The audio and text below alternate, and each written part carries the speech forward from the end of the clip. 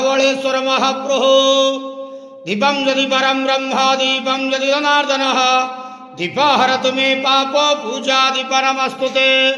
हे महाप्रभु धवलेश्वराय नमो नमः। संसार सुखी रखंतु। आज शुभ रविवार रे समस्त श्रद्धालु भक्त मानक आशीर्वाद करंतु। समस्त श्रद्धालु भक्त मानकर मनस्कामना पूर्ण करंतु। समस्त श्रद्धालु भक्त मानकर कर्म क्षेत्र उन्नति करंतु। ग्रहनिष्ठ मान खंडन करंतु। जगतर मंगल करंतु। विश्वर कल्याण करंतु। आपणकर नाम प्रकाश करंतु। सेवकर डाक श्रवण करंतु। समस्त ग्वावसा भक्त मानकर मनस्कामना पूर्ण करंतु। बाबा धवलेश्वराय नमो नमः। संसार सुखी रखंतु आनंद गेवार। हरि बोलो। आज शुभ रविवार रे समस्त श्रद्धालु भक्त मानक आशीर्वाद करंतु आनंद गेवार।